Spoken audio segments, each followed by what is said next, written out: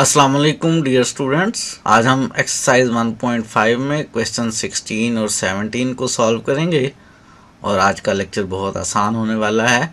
Question 16 और 17 को हल करने के लिए हमें कुछ रिजल्ट्स की ज़रूरत पेश आएगी जो कि क्वेश्चन का पार्ट नहीं है, लेकिन हम इन रिजल्ट्स का प्रूफ आपके सामने स्क्रीन पर लिख देंगे और थोड़ा सा आइडिया दे देंगे और इन रिजल्ट्स का इस्तेमाल करते हुए हम क्वेश्चन 16 और 17 को सॉल्व करेंगे जो कि एक आसानी सॉल्यूशन होगा। स्टार्ट करते हैं आज का लेक्चर। पहला रिजल्ट हमारे सामने ये है कि अगर दो कम्प्लेक्स नंबर्स के प्रोडक्ट का मॉडुलस लिया जाए या दोनों का मॉडुलस अलग अलग हल करके मल्टीप्लाई कर लिया जाए, बात सेम ही होती है। प्रूफ बहुत आसान है कि हम दो कम्प्लेक्स नंबर Z1 Z2 ले लें, पहले इन्हें मल्टीप्लाई करके रियल प्लस आयोटा इमेजिनरी की फॉर्म में लिख लें, फिर इस प्रोडक्ट का मॉडुलस हल करें, रियल का स्क्वायर प्लस इमेजिनरी का स्क्वायर और इस सारे का स्क्वायर रूट, इसको अरेंज करें और इसको चेंज कर लें Z1 के मॉडुलस इनटू Z2 के मॉडुलस में। प्रूफ आपके सामने है। अगर आप इंटरेस्टेड हैं, जानना चाहते हैं कि कैसे है, तो आप इस प्रूफ को देख सकते हैं। हमने इस्तेमाल करना है सिर्फ इस बात का कि प्रोडक्ट का मॉडुलस हल किया जाए या अलग अलग मॉडुलस हल करके मल्टीप्लाई कर लिया जाए, एक ही बात होती है।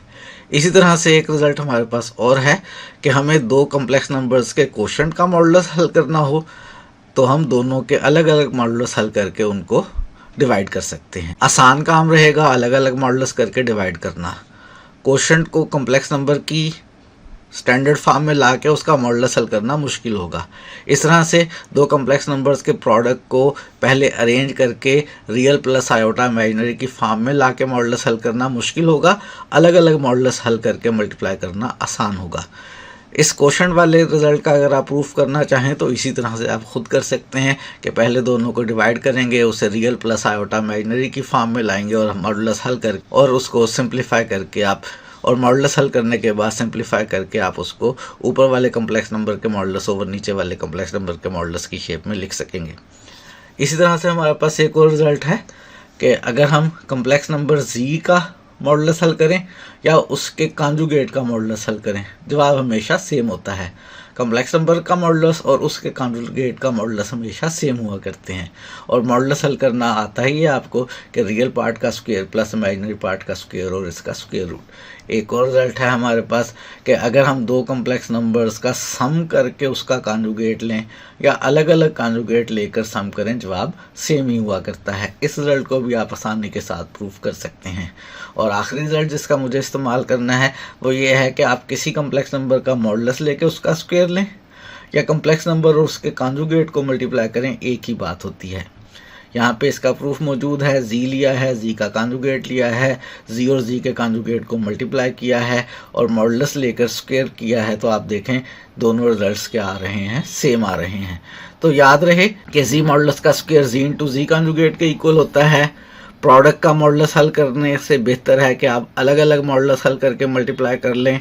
कोशेंट का मॉडुलस हल करना चाहते हैं तो आप ऊपर और नीचे का अलग अलग मॉडुलस हल करके उन्हें डिवाइड कर लें और आप मॉडुलस हल करें कम्प्लेक्स नंबर का या उसके कॉन्जुगेट का, सेम बात है। आप ऐड करके कॉन्जुगेट लें या अलग अलग कॉन्जुगेट लें, एक ही बात है। ये जो रिजल्ट हमने एडिशन के साथ लिखा है, इस रिजल्ट को हम सब्ट्रैक्शन के साथ भी लिख सकते हैं कि Z1 माइनस Z2 का कॉन्जुगेट या दोनों के अलग अलग कॉन्जुगेट लेके माइनस किया जाए, एक ही बात होती है।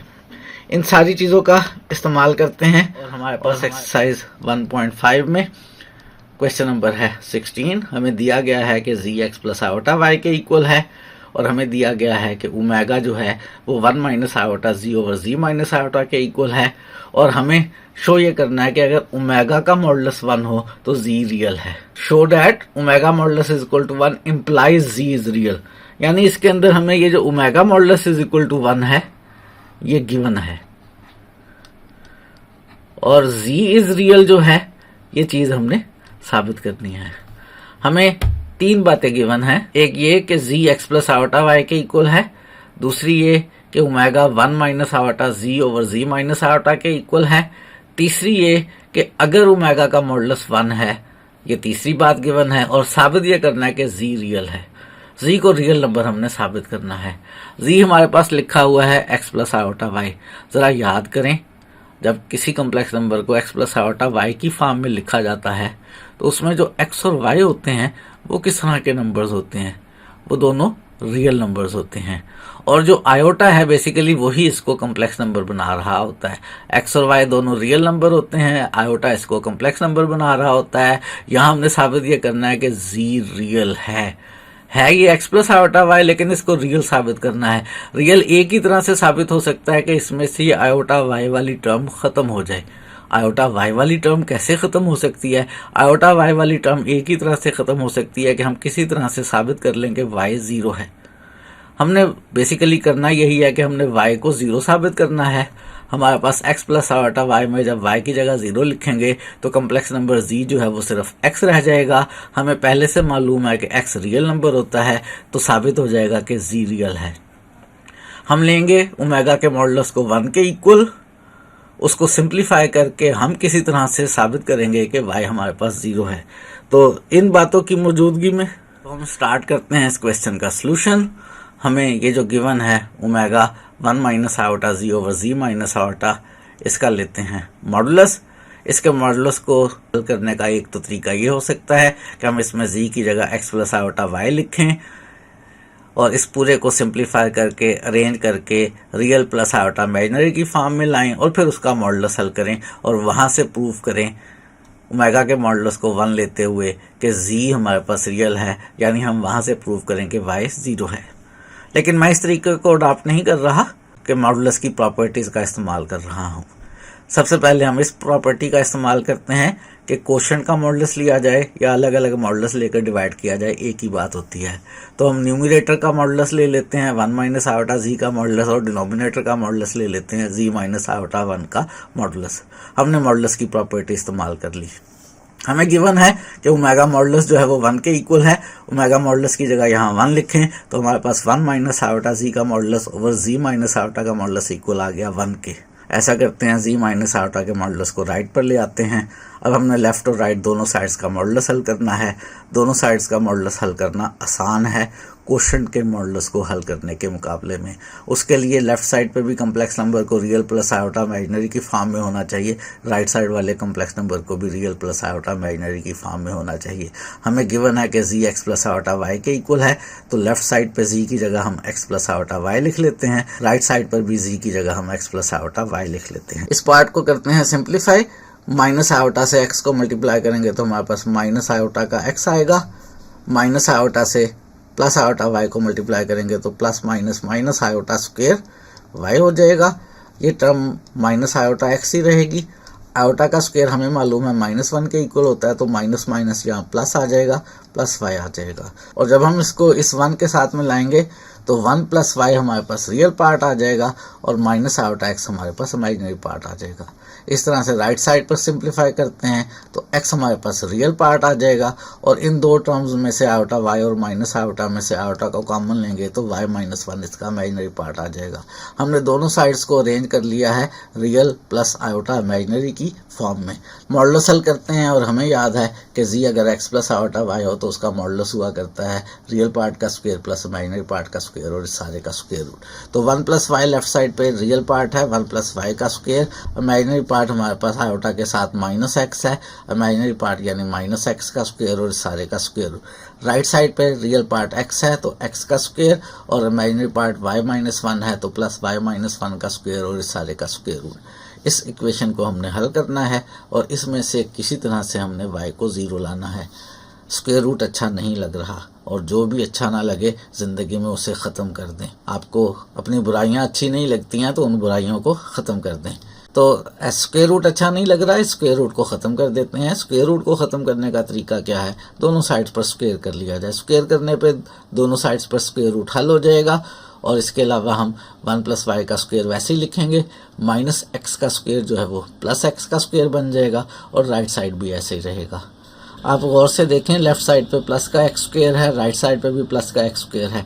राइट साइड वाला प्लस का एक्स स्क्वायर लेफ्ट पर लाएंगे तो माइनस एक्स स्क्वायर हो जाएगा और एक्स स्क्वायर दोनों आपस में कैंसिल हो जाएंगे।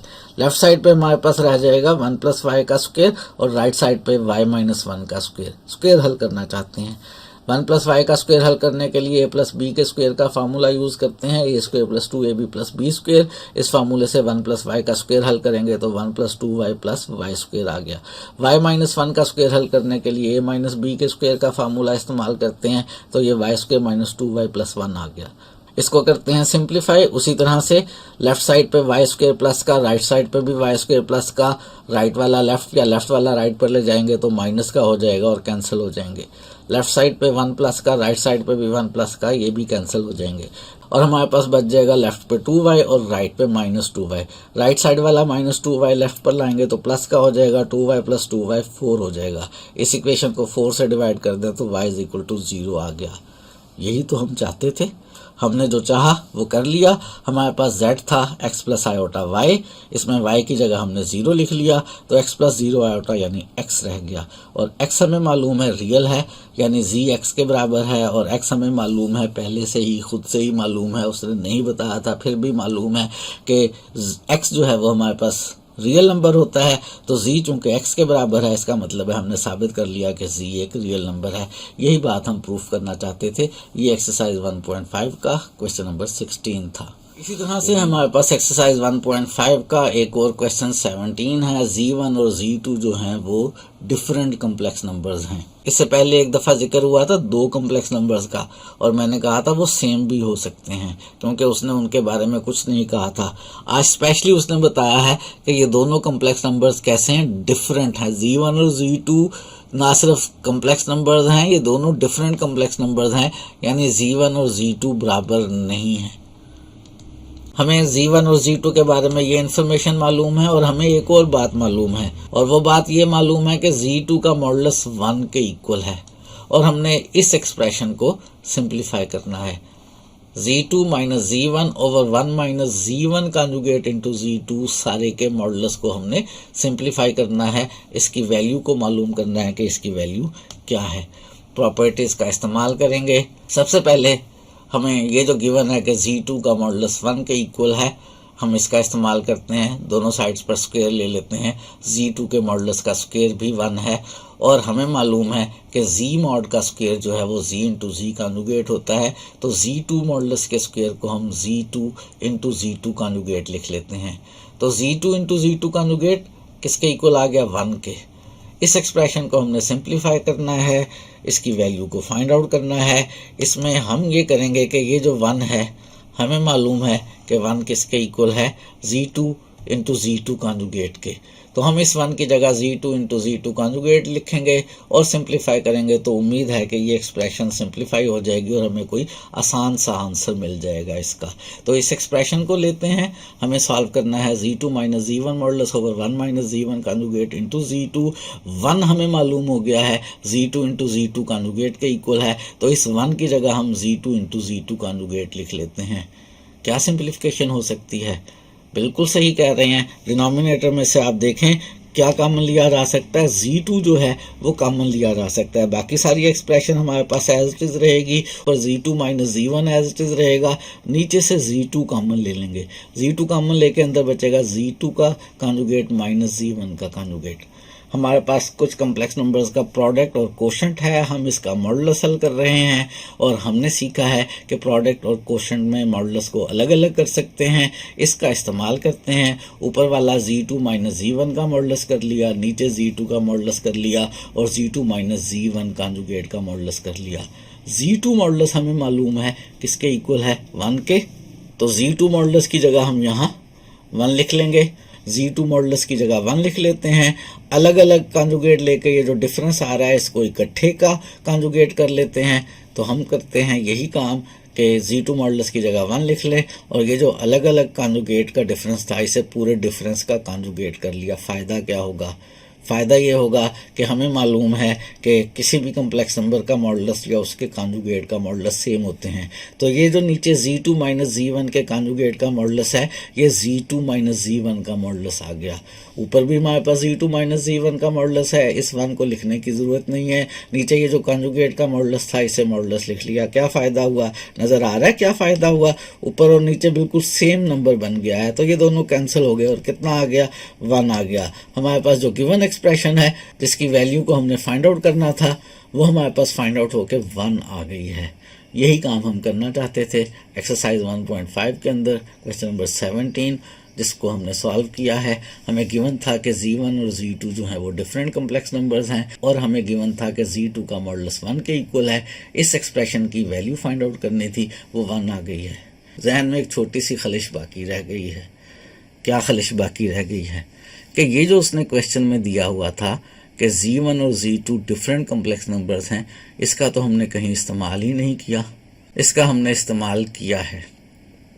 एक तो ये कि अगर ये डिफरेंट ना होते तो यहीं पे बहुत आसान क्वेश्चन हो जाता, Z2 माइनस Z1 की जगह 0 लिख लेते, हल हो जाता। एक यहाँ इस्तेमाल किया हमने। जब हमने Z2 माइनस Z1 का मॉडुलस लिखा है तो डिनोमिनेटर में Z2 माइनस Z1 जो है वो 0 नहीं है।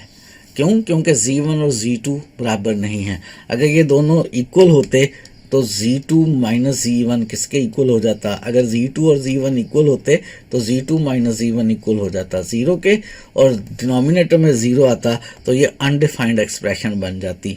तो यहाँ पे हमने इस्तेमाल किया है, हमें गिवन था कि Z2 और Z1 इक्वल नहीं है, तो इसका मतलब है इनका डिफरेंस 0 नहीं है। डिफरेंस 0 नहीं है तो नॉन ज़ीरो नंबर से डिवाइड करना मुमकिन है, और इन दोनों को हमने कैंसिल आउट किया और हमारे पास आंसर कितना आ गया? 1 आ गया है। आज के लिए इतना ही रखते हैं। आज हमने 2 क्वेश्चन सॉल्व किए हैं, मज़ीद चीज़ें सीखेंगे इंशाल्लाह आने वाले दिनों में।